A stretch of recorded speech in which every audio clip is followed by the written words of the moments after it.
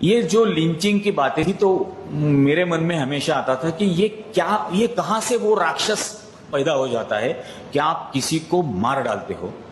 तो मैं गुजरात में करीब 3-3.5 महीने रफीक कुरैशी नाम से रह रहा था और पहले अहमदाबाद में जो कैटल ट्रेडिंग करते थे, जो बूचर्स थे, उनके साथ दोस्ती की।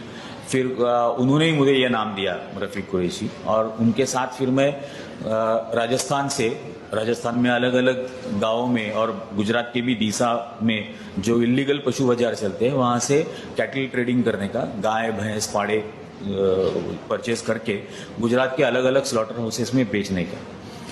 तो ये मैं करता था और ये करीब 3-3.5 महीने चल रहा था। मैं खुद 32 ट्रकों में बैठ के अलग अलग दिनों पर मैंने ट्रैवल किया और बीच रास्ते में किस तरह से बजरंग दल एक्सटॉर्शन करता है। गाय का ट्रक अगर आपको लाना है तो 14,500 या 15,000 रुपये आपको देने पड़ते हैं।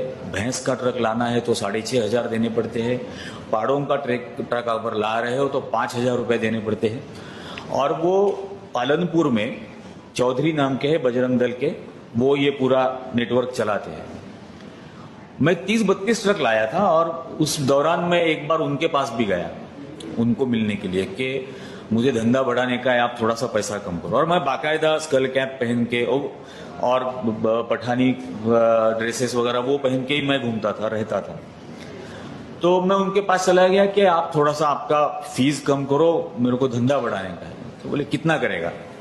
तो मैं बोला मैं रोज 40 ट्रक लेके आऊंगा और मुझे बंबई तक लेके जाना है। तो उन्होंने मुझे बोला कि नहीं, मेरी जिम्मेदारी गुजरात तक ही है। आपको अगर बंबई लेके जाना है तो बलसाड़ में बाबूभाई देसाई नाम के दूसरा एक शख्स है हमारा, उसको महाराष्ट्र बॉर्डर क्रॉस करने के लिए अलग से पैसा देना पड़ेगा, उसका रेट अलग है। मेरा बलसाड़ तक का जिम्मेदारी है, तो वो आपको करना पड़ेगा।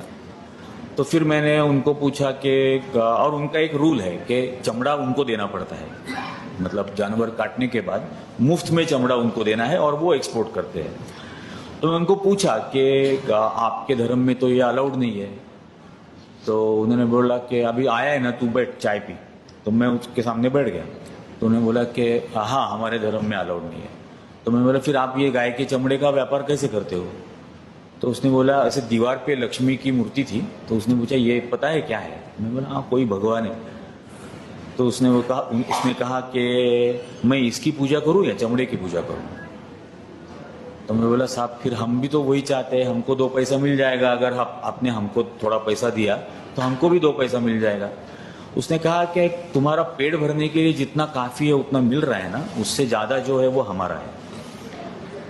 फिर काफी बातें उसने उस वक्त बताई कि करीब रोज 1.5 करोड़ रुपया पालनपुर के वो जो अमीरगढ़ का चेक पोस्ट है वहां पर एक दिन में रोज 1.5 करोड़ रुपया इकट्ठा होता है। ईद के बाद आना, तब बात करेंगे, शायद कुछ थोड़ा बहुत कम करेंगे, तो ईद के बाद आना।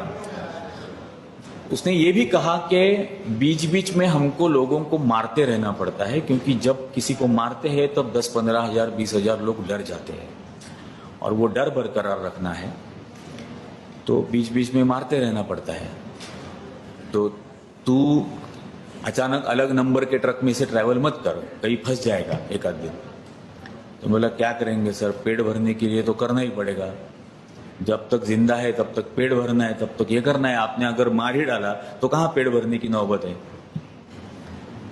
तो ये सारी बातें हुई थी और ये मोडस ऑपरेंडी है। हम सोचते हैं कि गौ रक्षा वगैरह ये धर्म की बातें वो करते हैं, लेकिन वो बिजनेस मॉडल है और उस बिजनेस मॉडल की इन्वेस्टमेंट डर है।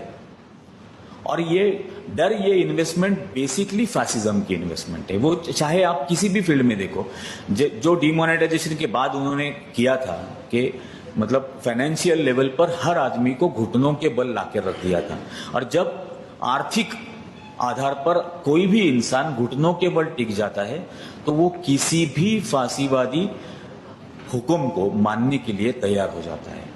और वही हमने देखा कि उसके बाद क्या क्या हुआ, कुछ नहीं। और एक अर्बन मिडिल क्लास में एक इंफीरियरिटी कॉम्प्लेक्स होता है। अर्बन मिडिल क्लास को हमेशा ऐसे लगता है कि हम देश के लिए कुछ नहीं कर रहे, हम देश के लिए कुछ नहीं कर रहे।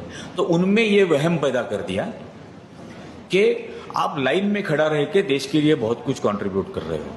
और वो खड़े हो गए और वो मतलब खड़े रहने की वजह के को जब हम जैसे लोग क्रिटिसाइज करने लगे तो वो हमको गालियां देने लगे, ये कहकर के बॉर्डर पे देखो जवान कैसे मर रहे हैं, हम 4 घंटे लाइन में खड़े नहीं रह सकते क्या। और ये बेसिकली इसलिए होता है क्योंकि उन्होंने उनका जो इंफीरियोरिटी कॉम्प्लेक्स है उसको ट्रीट करने की कोशिश की, उसको एड्रेस करने की कोशिश की, और इसलिए ये पूरा बेवकूफ अर्बन मिडिल क्लास उनके पीछे दौड़ रहा था। लेकिन ये जाकर कभी कोई देखता नहीं है कि वाकई में ये क्या हो रहा है, ये किस तरह से